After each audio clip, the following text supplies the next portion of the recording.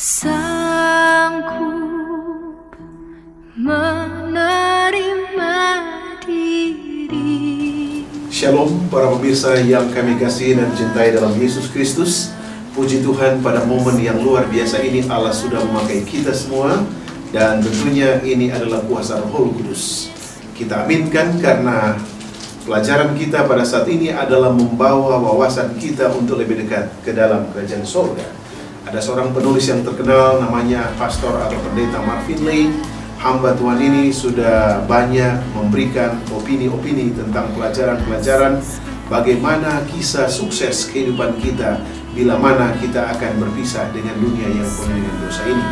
Saat ini kita akan melihat bagaimana seorang hamba Tuhan yang ada di samping saya, Pendeta Hutapea yang luar biasa, yang semangat. Shalom Pendeta. Shalom. Kita akan coba, shalom tuh. Kita akan coba melihat bagaimana satu topik yang baik dapat menjadi bagian saudara dan saudari yang ada dimanapun kita berada. Judul pelajaran kita, pembahasan kita adalah pengakuan dan pertobatan, syarat-syarat kebangunan. Saya tertarik untuk melihat sosok Rasul Paulus di dalam buku Roma 7 ayat 24. Satu pernyataan rohani yang hamba Tuhan katakan bahwa aku manusia celaka. Saudara dan saudari, di samping saya ini saya akan coba melihat sekilas dengan kondisi dan jawaban dari hamba Tuhan Pendeta Hutapea yang berhubungan dengan judul kita saat ini, tetapi saya akan mengarahkan pikiran saudara kepada ayat tema Amsal 28 ayat 13. Siapa menyembunyikan pelanggarannya tidak akan beruntung, tetapi siapa mengakuinya dan meninggalkannya akan disayangi. Ada pelajaran apa? Ada dasar apa, Pendeta Hutapea, sehingga timbul pemahaman bahwa Amsal Sulaiman ini secara pribadi mengungkapkan bahwa ada satu resolusi yang tepat sehubungan dengan ayat ini untuk mengatakan bahwa pengakuan ini adalah the most important, sangat penting bagi kita yang sudah mengenal Juru Selamat atau Allah sebagai Bapa dan sumber kehidupan kita. Terima kasih, satu hal yang sangat menarik tentunya pertanyaan ini. Kalau kita menyadari bahwa seseorang itu akan dihakimi kalau ada pengakuan, dan tidak bisa dihakimi kalau tidak ada pengakuan. Dan kalau pengakuan itu terlambat, biasanya dalam pengadilan, dia itu akan menambahi dia punya hukuman. Karena dia terlampau berbelit-belit dan segala macam, itu akan membuat orang itu semakin tambah hukuman.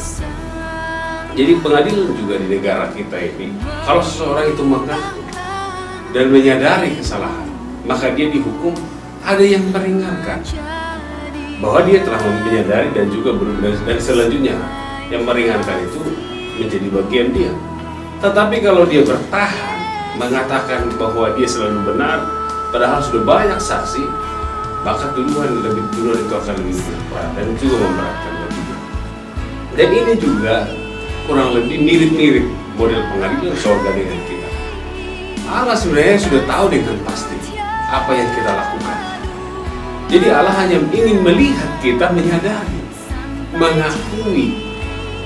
Kenapa dikatakan dalam ayat ini, dikatakan menyembunyikan pelanggaran tidak akan beruntung. Untung yang dimaksud dalam hal ini bukan untuk secara materi saat ini. Ini adalah untung kehidupan kekal. Raja Sulaiman telah melihat ini kepada prospek yang akan datang. Dia sudah memikirkan apa yang akan terjadi di masa depan. Keuntungan yang terbesar bukan secara finansial. Karena di ayat yang lain dia katakan pada waktu dia mendapatkan segala sesuatu dalam buku Pengkhotbah dikatakan semua itu sia-sia. Karena dia membayarkan bukan hanya harta dunia ini yang menjadi keberuntungan, yang terutama adalah keberhasilan surgawi. Dan juga memang kalau kita sadari apa yang dikatakan oleh Raja Sulaiman ini juga menjadi suatu pernyataan. Kenapa dia katakan sia-sia? Kita ketahui setelah anaknya menjadi raja, dia hanya memiliki 2 suku bukan 12 suku. Dia seorang raja yang gagah perkasa, yang sangat berhikmat, tapi gagal mendidik anak-anak sepertinya kalau kita melihat. Kenapa itu? Ya, kita sudah baca tulisan dari Raja Salomo mengenai hal ini. Dia banyak komentar dia akhirnya katakan dia punya istri-istri dari segala macam itu membuat dia kepada hal yang tidak baik dan dia menyadari, maka Tuhan masih akan memberikan kesempatan. Jadi ini saya lihat pelajaran ini sangat berguna untuk kita menyadari perlu mengaku. Kalau seseorang tidak ada pengakuan, Pak, tidak bisa dihukum. Masalahnya kalau dia tidak mengaku seperti hukum negara ini, kalau tidak ada bukti, tidak bisa dihukum. Tapi kalau sudah ada bukti, orang yang nggak mau mengaku, tidak ada alasan sehingga dia, tapi itu malah membuat dia suatu berat mendapat hukuman. Jadi saya rasa juga kepada pemirsa sekalian, kita perlu menyadari dan mengakui kekurangan kita. Itu adalah menjadi, kenapa dikatakan di dalam syarat kebangunan. Seorang itu harus mengaku dan juga bukti pertobatan itulah syarat yang mutlak. Seseorang tidak akan pernah bisa mengalami kebangunan kalau dia tidak pernah mengaku dan bertobat. Itu yang sangat mendasar. Itu yang bisa saya berikan mengenai ayat inti kita ini. Bagaimana kira-kira? Oke, keuntungan yang berikut untuk menyambung apa yang sudah diberikan oleh hamba Tuhan Pendeta Hutapea, kita bisa dasari yang pertama dari firman Allah. Ini adalah konsep Alkitabiah yang harus kita pahami, dan ini merupakan satu favorable, dalam bahasa Inggris katakan favorable, keuntungan bagi saya dan saudara untuk memperoleh keselamatan. Kita lihat di dalam buku 1 Yohanes 1 ayat 9 ya, Pendeta Hutapea. Jika kita mengaku dosa kita, maka Ia adalah setia dan adil untuk mengampuni segala dosa kita dan menyucikan kita dari segala kejahatan. Artinya bahwa Tuhan mengampuni. Kita lihat, ada dua cara berpikir dihubungkan dengan ayat ini. Yang pertama adalah pertobatan adalah sebuah karunia. Ingat, sebentar akan kita timbulkan satu pertanyaan yang menarik. Apa hubungan pertobatan dengan penghakiman? Yang kedua adalah murid-murid itu sendiri adalah saksi-saksi dalam kehidupan mereka sendiri atas realitas pertobatan. Kita lihat, Allah adalah Allah yang Maha Kasih. Allah adalah Maha Kudus. Allah adalah Maha Suci. Cara pandang kita terhadap ayat ini adalah sangat simplified, sangat mudah dipahami. Pertama, bahwa jika kita mengaku kepada Allah, Allah tidak akan bergosip. Itu kelebihan pendeta. Nanti sebentar kita akan kupas mengapa kita harus kurangi untuk mengeluarkan isi hati kita kepada manusia yang berdosa. Yang kedua, Allah tidak pernah menceritakan sesuatu yang kita pernah lakukan secara gamblang dan negatif kepada malaikat-malaikat yang lain. Tidak ada catatan. Yang ketiga adalah catatan Ellen G. White mengatakan bahwa kalau saja mereka dapat bersaksi dalam kehidupan mereka kepada keindahan tabiat Kristus, artinya tabiat Kristus ini yang sanggup untuk memoles, menyucikan apa yang kita sudah lakukan sebelumnya. Inilah piramida rohani, inilah sistem yang positif yang harus kita ulang-ulangi di dalam kehidupan kita, bahwa Allah sudah dan sanggup untuk mengampuni saya dan saudara sebagai hasil ciptaannya. Mari kita lihat yang lebih menarik lagi. Menurut hamba Tuhan, mengapa korelasi cara kita memberitahukan kepada manusia adalah sangat berbahaya dan harus kita hilangkan sebagai umat-umat yang percaya kepada Allah. Bagaimana kita menistakan kepada orang lain, tetapi Allah menjanjikan bahwa kita hanya sanggup untuk menceritakan rahasia pribadi kita kepada Allah. Sangat berbahaya. Mengapa dikatakan sangat-sangat fatal bila mana kita mengungkapkan perasaan hati kita kepada orang lain yang bermasalah juga, Mbak Tuhan. Bagaimana, Pak? Terima kasih. Saya jadi teringat ada satu cerita yang pernah saya dengar ini dari, dia katakan ada 3 orang bersahabat. Amin. Yang satu katakan, aduh kekuranganku begini, saya suka selingkuh dan segala macam, saya suka main perempuan, kata yang satu, inilah kekurangan. Kemudian sahabat yang terakhir yang bicara, dia menangis dan katakan, saya bersedih hati, katanya. Kenapa kamu bersedih hati? Kami suka selingkuh begini. Karena semua apa yang kita bicarakan ini akan saya sampaikan kepada istri kalian, istri Anda. Karena saya tidak bisa simpan rahasia, katanya. Itulah kekurangan saya, katanya. Jadi Memang benar apa yang dikatakan oleh Bapak Andre Kaurang itu, bahwasanya seseorang, kalau kita sampaikan kepada seseorang, itu mungkin diekspos jadi beda. Amin. Tapi bila mana kita sampaikan kepada Allah, Allah akan melihat dengan adil dan juga menolong kita untuk menyelesaikan segala problema yang kita hadapi. Ada banyak sekarang ini orang datang kepada manusia dan kepada ini memang baik, tapi tidak benar. Kebaikan belum tentu mendatangkan kebenaran. Jadi yang benar kita adalah datang kepada Tuhan mengaku, bukan kepada orang lain. Dan juga beberapa gereja lain pengakuan dosa apa segala macam. Dan ini juga mungkin hal-hal yang bisa dianggap baik, bisa juga nggak baik, tergantung orangnya. Saya kalau secara pribadi, rahasia gereja, rahasia anggota jemaat, saya tidak pernah sampaikan kepada istri saya. Jadi saya suka bercanda dengan istri, Pak Andre Kaurang. Saya kata, kalau dia tanya saya, "Papi, apa tadi yang kalian bahas?" Jadi saya bilang, "Kamu bisa simpan rahasia?" Iya, nanti saya nggak akan bilang siapapun. Kalau kamu bisa simpan rahasia, saya juga harus bisa simpan rahasia. Jadi tidak usah disampaikan juga. Jadi ini memang saya, Pak Andre Kaurang, dalam hal ini, kenapa ini sangat mendasar. Sebelum kita menyampaikan kepada orang lain, coba berpikir bukan 2 kali lipat, tapi 10 kali lipat mungkin. Karena itu bisa menjadi akses negatif kepada kita. Tapi kalau kita mengaku kepada Tuhan, kenapa? Jelas pelajaran sekolah sahabat kita jelaskan. Seseorang pengakuan itu adalah salah satu langkah pertobatan. Maka pada saat seseorang yang jelas-jelas diketahui Yesus, kan jelas, Yesus tahu kita kan? Tahu kita, apa yang kita lakukan setiap hari itu dia tahu.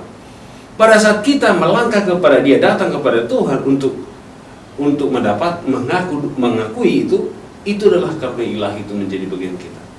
Saya juga dalam pelajaran sekolah sahabat ini, saya coba bayangkan, memang luar biasa. Tuhan itu tidak pernah memusuhi kita. Walaupun kita sedang berdosa, dia tetap mengasihi kita. Tapi ada juga saatnya, sampai saatnya tiba, yaitu pintu kasihan tertutup. Amin. Kepada seseorang tentunya. Jadi inilah saya lihat dalam hal ini, karunia ilahi atau pemberian Allah yang terbesar ini adalah roh kita untuk menyadari. Coba kalau kita renungkan pada waktu Adam dan Hawa itu melakukan dosa, dia tidak bilang, "Adam, kenapa kau makan?" Kan enggak, kan dia tidak adjust dia. Apa yang dia lakukan? Dia cari, "Adam, di manakah engkau?" Apakah dia tidak tahu? Allah tahu bahwa Adam itu sudah berdosa. Tapi kalau kita manusia bisa, kenapa saya sudah bilang jangan kau makan, kenapa kau makan? Tapi Allah tidak katakan seperti itu. Dia katakan, "Adam, di manakah engkau?" Kemudian Adam pun berseru, "Saya takut." Kenapa kamu takut? Jadi dengan kata lain, Allah memberikan kesempatan kepada kita untuk menyadari. Itu dari awal. Dari awal juga Allah sudah memberikan hal yang sama. Dan juga saat ini, saudara pemirsa sekalian, bila mana saudara menyadari kelemahan dan kesalahan itu adalah karunia ilahi. Kalau kita datang kepada itulah pemberian terbesar. Kenapa Kak? Di ayat yang lain kita ketahui bahwasanya dalam Yohanes pasal 3 ayat 16 sangat populer ini, karena begitu besar kasih Allah ke dunia ini sehingga dia memberikan anak yang tunggal untuk supaya setiap orang yang percaya kepadanya boleh selamat dan memperoleh hidup yang kekal. Jadi ini anugerah ini sudah diberikan jauh sebelum kita bertobat. Tapi ada perlu pengakuan. Seperti saya katakan tadi, seseorang itu bisa dihakimi kan harus ada pengakuan. Kalau tidak bisa. Di negara ini pun begitu. Kemudian setelah bukti-bukti dia tetap kemudian akhirnya jaksa dan sampai akhirnya dia harus menyerah. Setelah dia menyerah itu memberatkan begini kalau terlalu bertele-tele. Tapi kalau dia sudah menyadari, oh ya saya salah, saya hilang. Jadi akan ada yang bisa meringankan dia untuk mungkin dituntut seumur hidup, bisa jadi hanya 20 tahun atau selanjutnya. Dan juga saudara, kalau saudara juga menyadari dan bertobat tentunya, aturannya sudah hukuman mati. Kan mati kita Pak Andre Kaurang. Tapi akhirnya Yesus akan katakan, darahku telah tercurah di kayu salib untuk menebus dia. Dia akan menjadi bagian dalam kehidupan saya. Jadi pertobatan itu adalah karunia ilahi yang diberikan dengan cuma-cuma. Karena kenapa karunia ilahi diberi cuma-cuma, tanpa syarat. Walaupun kita jahat, dia masih mencintai kita. Allah tidak pernah membenci kita pada saat kita, dia tetap mencintai kita. menunggu kita untuk datang kembali, menyerahkan hidup kita kepada Tuhan. Itu yang saya rasa yang bisa saya tambahkan kepada Pak Andri. Jadi kalau ini salah satu saya tahu bahwa Andri Kaunang ini tentunya orang bisnismen. Kan begitu kan? Puji Tuhan. Kalau karyawan Pak Andri Kaunang itu melakukan korupsi, kira-kira Bapak masih bisa terima dia kembali bekerja di tempat itu? Iya. Oke, pertanyaan yang di perusahaan Bapak maksud saya. Dia ketahui korupsi, membuat kita rugi besar perusahaan, masihkah kita mempekerjakan dia? Iya. Oke. Di dalam beberapa perusahaan ataupun perusahaan di mana saya pernah bekerja ataupun usaha dari seseorang sebagai wira swasta, mereka yang menarik bagi perusahaan-perusahaan besar atau perusahaan menengah atau perusahaan kecil, mereka selalu menunjuk HRD manajernya atau direktur HRD manajernya untuk menciptakan handbook, buku pegangan yang disebut dengan rule and regulation, peraturan-peraturan yang diracik begitu rupa, termasuk dengan individual usaha yang Bapak tanyakan tadi. Intinya bahwa mereka mengarahkan kepada opini-opini yang diciptakan oleh para pemegang saham, oleh para direksi, oleh para teamwork yang ada di dalam perusahaan besar. Kita lihat perusahaan-perusahaan raksasa di Amerika Serikat, saya tidak usah sebutkan perusahaan-perusahaan besar di Indonesia, ataupun perusahaan-perusahaan yang go public atau perusahaan yang kecil. Mereka mengarahkan kepada apa yang disebut dengan handbook atau rule and regulation yang diciptakan bersama. Nah, ini indahnya memang ada satu tolok ukur yang positif bahwa bila mana agreement, persetujuan ini sudah disahkan secara bersama, komitmen antara atasan bawahan atau level menengah, maka ada yang mereka sebut dengan don't and do, do and do not, Kalau kesepakatan ini dilanggar secara positif, akan memperoleh upah. Mengapa saya katakan melanggar? Mereka akan lakukan kerja keras dan mengikuti prosedur, banyak bonus, uang gaji begitu luar biasa. Tetapi di balik itu ada efek domino yang disebut dengan negative feedback. Artinya bahwa bila mana seseorang tidak memandang level top atau down level, bila mana mereka terjerumus di dalam etika-etika yang sudah diciptakan bersama, maka inilah yang disebut dengan apa? Like and dislike. Otomatis orang itu secara cepat harus Tetapi mereka kalau ada yang masih ditoleransi, mereka kasih warning 1, warning 2, warning 3. Tetapi kalau mereka rasa problema yang dilakukan oleh seseorang ini sudah melanggar etika hukum, negara kita ada disebut KUHP dan lain-lain, saya tidak ahli dalam bidang itu, tetapi yang saya bahas adalah secara global yang sesuai dengan perintah katakan tadi. Yang ini saya tanya tadi itu korupsi. Akan masih dipakai nggak orang tersebut gitu kan? Bukan saja corruption, tetapi etika-etika lain mencuri dan sebagainya. Otomatis itu akan dieliminate secara apa? Secara langsung berdasarkan kesepakatan bersama. Tetapi yang menarik di sini adalah ini diciptakan oleh hukum manusia, dan manusia yang menciptakan hukum ini juga yang menarik adalah tidak selamanya kekal, diganti oleh manusia yang lain. Otomatis bahwa prosedur yang dilakukan oleh sistem ini tidak akan berlangsung lama dan efeknya adalah tidak dapat dipertanggungjawabkan. Artinya bahwa bila mana terjadi pada tahun 18 sekian di Amerika sana, di Indonesia sudah 2000 sekian saat ini, berbeda lagi hukum dan masalahnya. Jadi sistem manusia dibalas oleh sistem manusia. Mereka mengambil sistem gigi ganti gigi. Bila mana melakukan sesuatu yang tidak etika, maka mereka akan ditendang atau sebagainya. Inilah yang menarik dari pertanyaan pendeta tadi. Jadi konsep manusia dipakai untuk membalas konsep manusia yang salah melakukan apa yang dimaksudkan di dalam perjanjian tersebut. Saya belum masuk kepada kealahan lain. Itu pendeta yang menarik dari manusia. Kalau dia korupsi ada sekian, pasal sekian yang mereka pakai. Etika nomor sekian. Normalnya ditendang. Dia biasanya dikeluarkan. Itu normal. Tentunya. Kalau seseorang itu melakukan korupsi, sangat jarang perusahaan itu akan dia langsung SP3.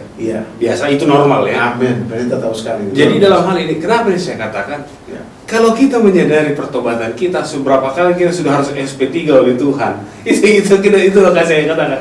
Sudah terlalu banyak kita SP3. Terlalu banyak kesalahan yang kita lakukan mungkin. Tapi Yesus selalu mengampuni kita. Maksud saya dalam hal ini, pada waktu kita bertobat itu, Amin. jangan sampai kita melakukan dosa yang sama lagi. Memang seperti main-main kan. Tapi sesungguhnya kalau kita dihadapkan pada waktu itu, seperti mungkin kalau kita korupsi ketahuan, masih beda korupsi ketahuan dengan yang mengaku. Saya rasa pihak perusahaan akan beda cara berpikir. Kalau pihak perusahaan katakan dia mengaku sebenarnya saya sudah korupsi di perusahaan ini dengan cara begini, tentunya perusahaan akan memang tindakan berbeda dengan orang yang kita ketahui dia korupsi akhirnya dari tindakan. Dalam hal ini juga saya rasa hukum negara ini, walaupun seseorang itu korupsi, dia mengaku datang dia, contohnya saya sudah bersalah kepada perusahaan bapak ini, saya sudah habiskan uang sampai 1 miliar contohnya, dari sini. Jadi saya rasa tidak akan baik lagi ini dilanjutkan. Jadi orang akan berpikir. Tapi kalau contohnya auditor saya yang menemukan seseorang itu korupsi, kan beda tentunya. Itu maksud saya. Dalam hal ini, bila mana kita menyadari hal ini, karena kenapa? Saya katakan ini penting, saudara. Bila mana kita sudah di-adjust oleh hakim Tuhan dalam hal ini, kalau didapati kita tidak setia dan tidak ada lagi pengampunan, bahwa itu akan menjadi kematian kekal bagi kita. Amen. Jadi maksud saya dalam pertobatan itu sangat perlu kita lakukan sejak saat ini, sebelum kita semakin jauh, semakin dalam melakukan dosa yang ada. Juga saya lihat, saya senang juga dalam pelajaran sekolah sahabat kita ini Pak Andre, kalau katakan pertobatan sejati didefinisikan. Iya, betul. Kan gitu kan, ada pertobatan itu harus ada definisi yang konkret dan Amin. dikatakan di sini meninggalkan dosa khusus dan Roh Kudus yang akan membawa kepada pikiran kita. Di sini dikatakan pertobatan yang murni tidak menuntun orang-orang Kristen kepada keadaan depresi berat karena sifat alamiah atau perbuatan-perbuatan dosa. Duka cita menurut kehendak Allah menghasilkan pertobatan yang akan bawa keselamatan. Ya. Kalau saya ketahuan berdosa di perusahaan, saya akan depresi berat. Amin. Karena saya akan tahu konsekuensi yang saya lakukan, mungkin saya akan dipenjarakan. Tapi pada waktu kita bertobat, definisi pertobatan dalam hal ini, Alkitab ini adalah bila mana kita mengaku dosa kita, tadi Bapak Andre Kono sudah jelaskan, maka dia akan setia dan adil. Amin. Definisi ini harus kita sadari. Jadi artinya seseorang kita tidak akan dihukum kalau kita mengaku. Justru kita diampuni dan Allah memberikan. Jadi saya lihat juga dalam hal ini kita juga harus jijik dengan dosa. Jangan jadi menyenangi dosa. Memang setan ini menawarkan Pak yang enak-enak dosa itu. Sepertinya kelihatan enak. Tapi ya akhirnya saya pernah berbicara dengan seorang yang ketergantungan obat-obat bius. Saya kata Pak waktu tugas di Aceh. Kata dia, kenapa kamu gunakan? Karena nggak masuk akal Pak. Harganya 500.000 sekali pakai. Sabu-sabu ini harga yang mahal tentunya. Dia gunakan, dia bilang enak, enjoy, seperti nyaman semua. Memang pada saat dia gunakan nyaman, tapi setelah itu dia akan merasakan seperti mau mati kalau tidak diberikan lagi. Allah tidak akan pernah memberikan sukacita sesaat, tapi sukacita kekekalan itulah yang diberikan oleh Allah pada saat kita mengaku dosa. Ini yang menarik saya rasa Pak Andre Kono. Jadi definisi sejati pertobatan itu adalah bila mana kita mengaku dosa, maka Roh Kudus akan menuntun kita dan mengubahkan duka cita kita, kepahitan kita menjadi berkat yang luar biasa. Mungkin ada tambahan dari Pak Andre Kono dalam konsep ini.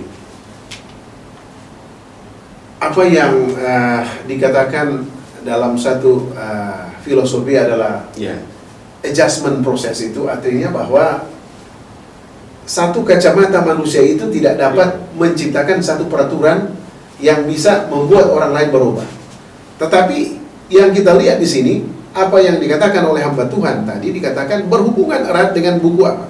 Roma 5 ayat 20. Ya. Dikatakan bahwa di mana dosa bertambah banyak, di sana kasih karunia menjadi berlimpah-limpah. Ini memang benar dalam pengalaman Rasul Paulus.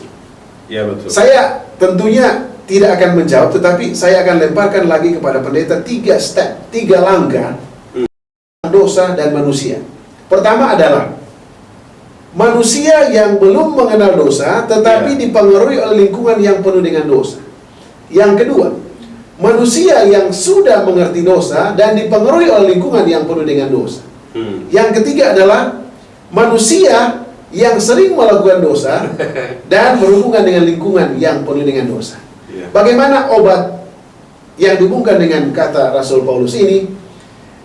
Di mana dosa itu bertambah banyak, maka kasih karunia itu akan menjadi berlimpah. Menurut hamba Tuhan, pendeta, tentunya dengan konsep-konsep Alkitab, saudara-saudari, kita sementara mempelajari namanya kalau di bisnis case study ya, kasus-kasus yang dipecahkan berdasarkan hukum Alkitab, hukum ilahi. Apakah metode untuk masalah pertama dan kedua dan ketiga sama di hadapan Allah? Karena kita lihat ada kasus-kasus dalam Alkitab yang dikatakan dosa mereka tidak diampuni. Salah satunya adalah Firaun, ya. Ada Alkitab mencatat. Yang kedua adalah Esau. Karena mereka melihat bukan pengampunannya, tetapi apa? Hadiah, tujuan hati nurani mereka harus tercapai. Tentunya ini pendeta sangat menarik karena para pemirsa sangat menunggu-nunggu. Apakah level dosa ini berbeda-beda formulanya atau sama, atau ada dosa-dosa yang memang sudah tidak perlu lagi dikatakan oleh Yesus apa? Pergi dan jangan berbuat dosa, atau di skip, dihantam secara langsung. Jadi saya akan jawab dulu ini, pertanyaan yang sangat menarik ini. Haleluya para pemirsa ya. Bagi Allah, Amin. dosa mencuri sebutir jarum, Iya. satu jarum dengan berdosa mencuri seekor kerbau, hukumannya kematian kekal. Iya, same ya, sama. Sama sebenarnya. Amin. Sebenarnya ini adalah teknik setan juga untuk membuat kita membuat klasifikasi, ada besar, kecil dosa itu. Amin. Itu adalah teknik setan. Jadi sehingga kita akan terpengaruh dengan ini kan dosa kecil, ada dosa besar, ada dosa. Sebenarnya dosa itu tidak ada klasifikasi besar kecil. Amin. Semua sama. Iya. Itu akan mendatangkan kebinasaan. Saya lihat coba beberapa dalam konsep ini. Saya lihat ada beberapa penulis dalam Alkitab ini menceritakan bagaimana dengan orang-orang seperti Esau, seperti Bileam. Amin. Bileam sudah Nabi Allah, juru bicara Allah, masih tertipu dengan uang, masih cinta uang dia. Itulah alasan dia ditolak. Dan juga relevansinya dengan pelajaran ini, saya lihat, saya coba bayangkan pada waktu Ananias dan Safira. Ya kan? Apakah benar segitu harga yang kau berikan? Oh iya, segitulah yang kami jual. Nah, kamu membohongi Allah, mati. Langsung mati Pak pada saat itu. Amin. Istri juga datang. Apa suamimu katakan begini, apa betul? Betul. Ya sudah, kau juga membohongi. Kalau sekiranya hal itu terjadi saat ini Pak Andre Kauna, saya garansi semua orang mati. Karena semakin banyak dosa kita, semakin banyak kebohongan yang terjadi. Inilah relevansinya dengan ayat ini, bahwa semakin besar dosa, semakin besar kasih karunia. Jadi Allah sudah melihat bahwa kecenderungan hati kita. Memang budaya kita beda. Saya ketepatan banyak bersahabat dengan manusia dari Eropa dan Amerika. Kita, watak orang Indonesia, Ya. kalau kita mau membantu seseorang, yang pertama kita pikirkan apa sih keuntungannya bagi saya? Apa sih feedbacknya dengan saya? Contohnya kita mau apa? Membuat proyek nih. Oke, saya berikan. Sudah menjadi hal yang lumrah. Kalau bagi mereka tidak masuk akal mereka itu. Saya udah bertemu dengan beberapa orang dari Amerika dan selain. Jadi kalau kita kasih kepada dia supaya jalan, mereka nggak masuk akal. Tapi itulah kebiasaan. Jadi kebiasaan kita itu sudah mendarah daging. Kebiasaan itu sebenarnya kesalahan yang tidak benar. Tapi sudah seperti dibenarkan. Saya mau katakan kepada Bu Andre Kaunang, sering ingat Yesus katakan, jikalau kamu setia dalam perkara kecil, Iya. aku akan berikan perkara yang apa? Besar. Besar. Yang sering membuat orang menjadi jatuh dan akhirnya tidak masuk surga adalah menurut dia dosa kecil, karena dia klasifikasikan di otaknya ini dosa kecil. Padahal bagi Tuhan tidak ada dosa kecil besar, semua dosa besar dosa, kecil besar tidak ada. Mungkin pengaruhnya yang banyak. Tapi saya mau katakan, akhirnya ada orang, itulah Pak yang disebut dengan berdosa kepada Roh Kudus. Kenapa? Karena orang itu sudah merasa bahwa dosa itu tidak dosa lagi. Jadi kesalahan itu tidak dosa lagi. Jadi ini mungkin yang saya mau sampaikan juga. Saya mau katakan bagi kita ya, dan juga para pemirsa sekalian saat ini, dosa dalam hal ini semakin bertambah banyak. Memang luar biasa. Kalau kita lihat kejahatan manusia sekarang ini semakin luar biasa. Tapi walaupun begitu Allah masih memberikan keampunan. Tapi saya mau katakan kepada saudara, jangan saudara katakan, oh Allah itu kan baik, Allah itu maha ampun, sehingga kita tidak mau bertobat. Salah juga, Pak Andre Kaunang tentunya kan. Jadi dalam konsep ini saya lihat Pak Andre Kaunang, seseorang itu menyadari kesalahan itu, dia akan bertobat. Amin. Dan memang Pak, banyak kesalahan yang kita lakukan. Memang kalau saya lihat dalam kitab Perjanjian Lama, orang berdosa itu susah Pak. Setiap kita berdosa bawa kambing, kita mungkin akan bisa jadi bangkrut miskin. Amin. Kan gitu kan? Kalau setiap bawa kambing, bawa ini, setiap melakukan dosa. Tapi kalau kita lihat relevansinya dengan sekarang ini, Allah memberikan kesempatan. Jadi Allah seperti memberikan kemudahan bagi kita. Orang-orang berdosa ini asal, tapi enggak juga, seperti pelajaran sahabat kita jelaskan, pertobatan adalah syarat untuk dibaharui. Amin. Jadi dalam hal ini saya rasa Pak Andre Kaunang, saya mengingatkan sekali lagi para pemirsa juga, Tuhan tidak ada mengklasifikasikan dosa besar atau kecil. Dosa tetap dosa. Kita yang membuat klasifikasikan, tapi ingat itu jerat setan Pak. Amin. Itu adalah jerat setan sehingga kita merasa, oh ini kan dosa kecil, hal biasa. Tapi sesungguhnya itu akan menuntun kita kepada neraka kan gitu kan.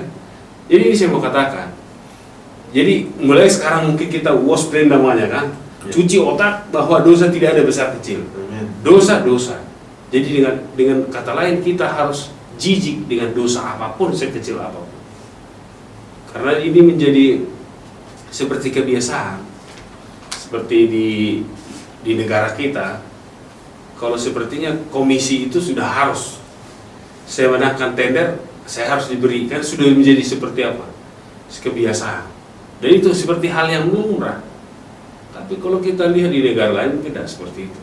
Bicara dari awal, kalau tendermu ini berhasil, berapa persen fee ke saya, kan begitu mereka ngomongin. Kan gitu. Tapi kalau sekarang ini tidak ada bicara di awal, kemudian akhirnya kita buat kesepakatan, oh ini. Itu yang saya rasa yang saya bisa tambahkan. Sekali lagi saya ingatkan, dosa tidak ada besar kecil Pak. Amin.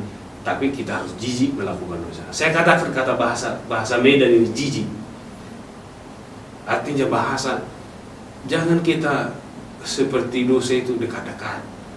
Enak. Memang apa yang ditawarkan setan selalu enak Pak, selalu mudah. Kalau nggak enak nggak mungkin dicintai manusia kan. Amin. Jadi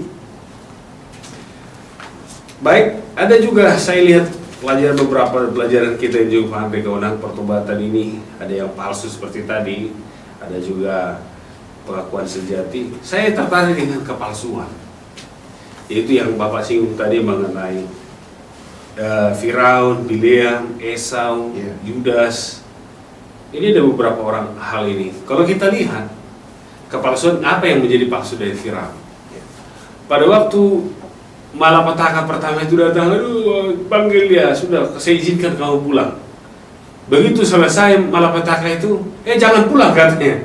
Sampai akhirnya pada sampai tulah ke-10, akhirnya semua mati. Saya mau katakan juga, jangan kita ini seperti artis sinetron, berpura-pura. Kan gitu kan? Saya bukan menyalahkan artis-artis ini, bukan itu maksud saya. Tapi maksud kita memerankan yang tidak sebenarnya. tidak sesuai dengan kata hati. Itu intinya yang saya mau sampaikan. Biliam kan sudah tahu. Kamu kan hamba Tuhan, dia kan juru kabar Allah. Dia sudah tahu tugasnya sebagai seorang nabi waktu itu, pesuruh Allah. Tapi karena melihat uang, matanya jadi terbelalak kan itu kan, sampai dia ditegur keledai. Kan gitu. Harus Tuhan pakai keledai menegur dia, coba yang ini. Bukan manusia lagi menegur, sudah keterlaluan dia. Sampai keledai yang harus menegur dia. Amin. Jadi luar biasa ini. Kalau Esau sudah tahu kita apa yang dia lakukan. Hak kesulungan pun dia jual dengan hanya, dia terlampau angka enteng semua. Ini juga para pemirsa juga hati-hati, jangan terlampau angka enteng semua dunia ini. Esau itu memberikan terlampau mudah bagi dia. Ya. Dan kemudian Yudas, saya tertarik dengan Yudas, Pak. Ya. Kalau kita lihat sejarah Yudas tidak pernah dipanggil Yesus menjadi murid. Tapi dia menawarkan diri menjadi murid Yesus. Pada saat dia menawarkan, dia lihat bisnis. Kalau ini Yesus ini, kan dia sudah biasa orang bisnis, di otaknya bisnis kan. Jadi kalau saya jadi dekat dengan Yesus ini, saya pengelola keuangan, maka pada waktu Yesus diurapi, perempuan itu kan dia bilang, kan Yudas yang bilang, sayang sekali itu uang habis, bisa membantu orang lain. Ya, tapi bukan membantu orang lain dia, karena dia bendaharawan waktu itu yang dia pikir untuk isi kantongnya. Jadi ini juga saya mau sampaikan bahwa Yudas ini 3,5 tahun bersama dengan Yesus, hatinya tetap tidak mau diubahkan. Itu yang jadi masalah, Pak. Dia datang bersama dengan Yesus, makan dekat-dekat dengan Yesus selalu supaya dapat jadi posisi yang bagus kalau Yesus jadi raja. Tapi dia tidak memahami apa yang sedang dia lakukan. Bahwa Yesus itu tidak materialistis. Ada seorang orang buta minta disembuhkan, dia pulihkan tanpa bayar. Tidak ada dia bayar kan? Kalau dia sebenarnya, kalau saya seorang bendaharawan, kalau melihat bos saya hanya cerita melulu kan tidak enak juga. Melihat bos ini cerita melulu, hanya gratis melulu kepada orang lain. Tapi dia lihat ini, tapi dia selalu berharap suatu saat. Dan ternyata itu tidak dia dapatkan. Hasilnya, saya mau katakan, Yudas ini, dia kepura-puraan bagi Yesus. Hatinya sudah memiliki keputusan sendiri, sehingga bersama dengan Yesus selama 3,5 tahun itu tidak mempengaruhi wataknya. Hati-hati juga pemirsa, saudara, kalau kita mengikut Tuhan. Amin. Jangan punya kesimpulan dulu baru mengikut Tuhan, saudara, tidak akan pernah bisa diubahkan. Ya. Seseorang itu tidak bisa diubahkan kalau sudah punya konsep sendiri. Jadi saya lihat ini yang sedang terjadi. Beberapa hal ini saya mau katakan, belajar suasana kita jelaskan, Pak. Seseorang yang melakukan perbuatan palsu, akibatnya bukan palsu, jelas akibatnya. Ya. Kematian kekal kepada orang tersebut. Amin. Dan juga saya rasa kita ketahui bahwa Firaun juga dikeraskan Tuhan hatinya dan yang lain. Jadi saya mau katakan, jangan kita ada kepalsuan, ada apa lagunya itu, Pak? Jangan ada dusta Di antara kita. di antara kita kan gitu kan. Ada lagi itu, jangan ada dusta di antara kita. Jadi Tuhan menginginkan kita pertobatan itu sejati. Jadi kalau ini sejati, kalau saya tidak tahu, kalau saya punya pengalaman dengan anak, atau mungkin ada bagaimana kalau Pak Andre kalau punya anak, tahu bapak dia contohnya mencuri, contoh lah ini kan, bukan saya katakan Pak Andre suka mencuri nggak? Dan kamu tanya dia, siapa yang ngambil ini nak? Kalau dia tidak jujur bagaimana kira-kira? Kemudian dia pura-pura baik sama bapak. Dia kan udah saya ngambil pas sambil dipijit-pijit, bagaimana? Apakah bapak sudahlah ampuni saja begitu, bagaimana? Jawabannya memang masuk kepada behavior ya, tingkat kemampuan manusia. Ya. Jadi ada manusia yang memang cerdas, ada yang manusia grey area di tengah-tengah, ada manusia yang tradisional thinking. Ini yang tadi pendeta katakan bahwa satu kasus dalam keluarga kita bisa pilih-pilih apakah orang yang bermasalah ini adalah keluarga yang memang jadi anak kita jadi emosialnya pasti beda dengan anak kita sendiri masuk kan? ke situ. Jadi yang kita terapkan di dalam keluarga kita adalah berdasarkan segmen kita masing-masing. Ada orang tua yang memang strict dalam peraturan. Ada orang tua yang memang setengah-setengah hati karena ketidakmampuan ilmu. Ada orang tua yang memang tidak tahu apa-apa karena kebutuhan ekonomi. Ya, ini yang sangat fatal ya. Kita di Alkitab banyak sekali. Gara-gara kacang merah, Esau. Nah, tadi pendeta sudah katakan. Jadi intinya bahwa kita tidak berbicara tentang fraud di sini. Tetapi yang kita berbicara adalah hal-hal pertobatan yang sesuai dengan kehendak Allah.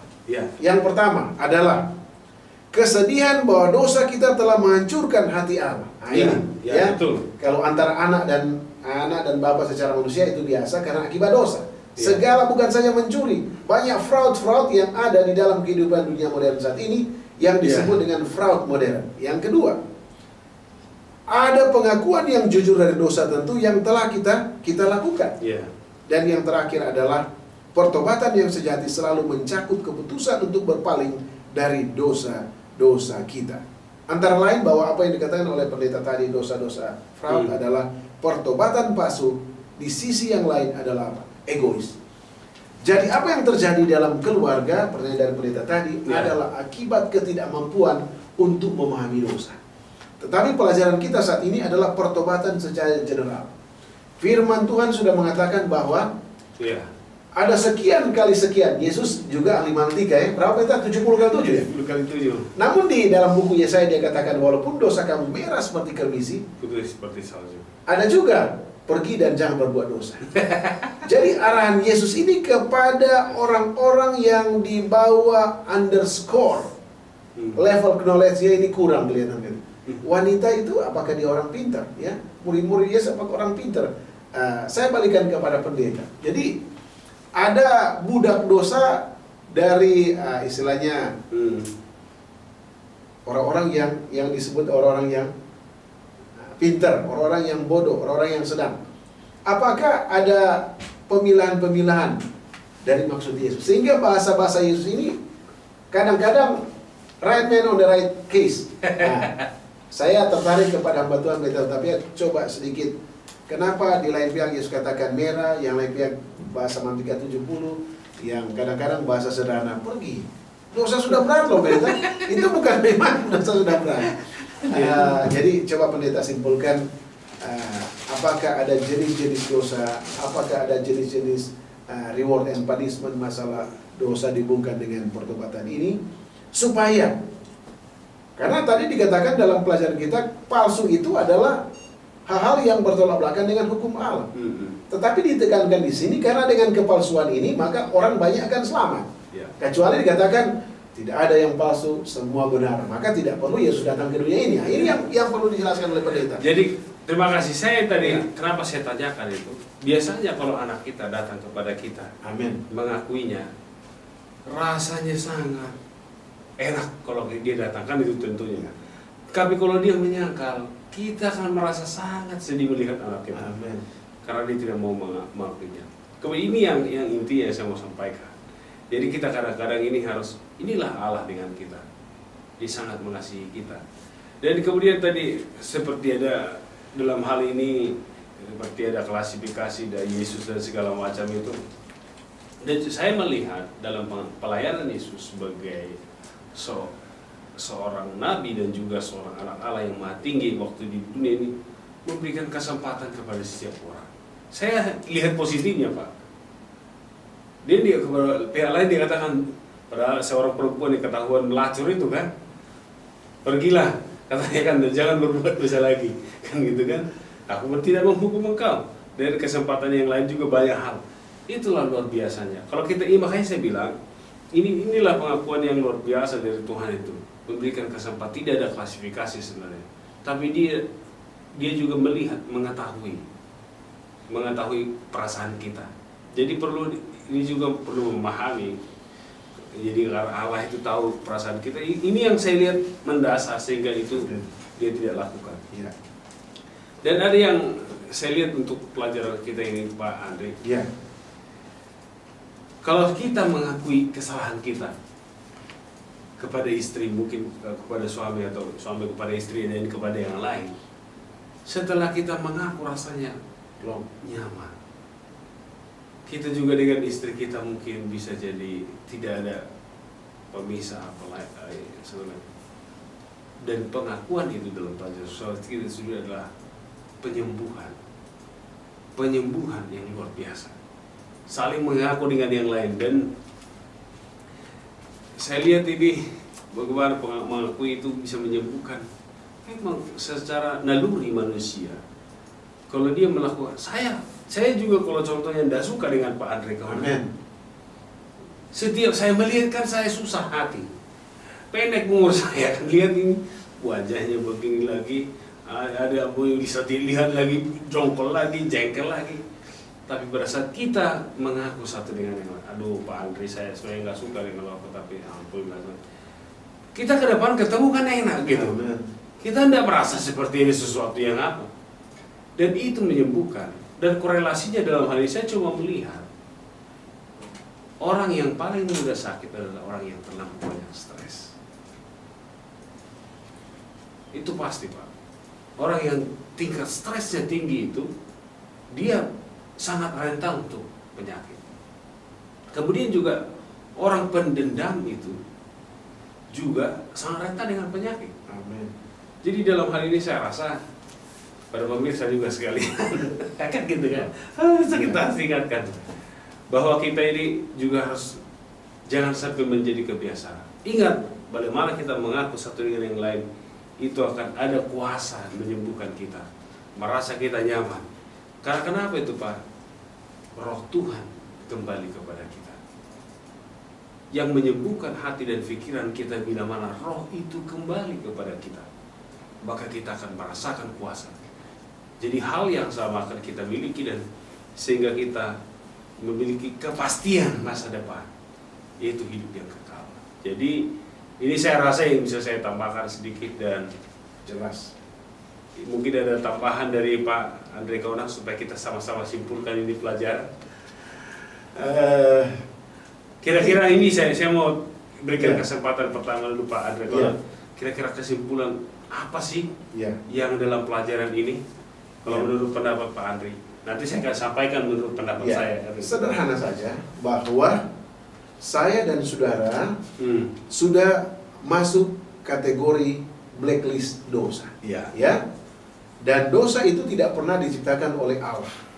Namun ada satu pemahaman yang mudah dimengerti oleh saya dan saudara, di mana saudara dan saudari berada, bahwa pengakuan menyembuhkan dalam banyak cara.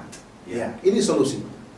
Yang berikut adalah, jika kita telah mengaku dosa kita dan tetap merasakan rasa bersalah dapat merusak. Dikatakan di sini bahwa aku akan memberikan kepadamu damai, dan kehendakmu yang lemah aku akan kuatkan. Penyesalanmu akan dosa aku akan hapuskan. Di dalam buku manuskrip rilis nomor 9 halaman 385. Jadi tidak ada orang besar, tidak ada orang kecil. Bila mana kita merendahkan hati, humble ini penting sekali. Jadi Yesus melihat bahwa zaman Yesus pun banyak orang yang humble sebenarnya, baik itu level orang Farisi, orang Saduki, atau orang-orang yang di pinggir jalan. Tetapi pemahaman tentang kesembuhan ini adalah bisa dipahami oleh semua level. Tinggal bagaimana saya dan saudara menangkap akan momentum ini, pendeta. Jadi saya mengimbau kepada saya dan saudara adalah untuk merendahkan hati kita, menerima jasa Kristus yang sudah mati bagi saya dan saudara di Bukit Golgota, dengan cara menyadari dan mengaku dosa-dosa kita kepada Allah secara sendirian di dalam kamar, mengeluarkan isi unek-unek kita kepada Bapa. Dan ingat, Bapa tidak pernah membuat gosip apa yang kita ceritakan kepada Allah secara directly atau secara langsung. Terima kasih. Saya juga berikan sedikit kesimpulan dalam hal ini. Kalau kita melihat hukum manusia pun, kalau seseorang itu bersalah, mengakui kesalahan, dia akan mendapatkan keringanan hukuman. Amin. Apalagi Allah kita di sorga, yang jauh mengasihi manusia lebih, karena dia berikan bahkan nyawanya dia berikan untuk menebus kita. Saya mau katakan kepada saudara sekalian, bila mana saudara ingin dipulihkan, ingin diperbaharui, ingin di recovery, kasih Tuhan itu, mulai hari ini belajar untuk mengaku kesalahan. Tapi saya setuju dengan Bapak Andre Kauna. Jangan coba mengaku dengan manusia, itu akan membuat engkau masalah. Amin. Tapi lebih bagus mengaku dengan Tuhan. Maka Tuhan akan memberikan solusi yang terbaik dan juga memberikan jawaban atas segala problema yang kita hadapi. Dan juga dalam hal ini biasakan mudah, karena kau akan dipermudah. Kan gitu kan? Ya.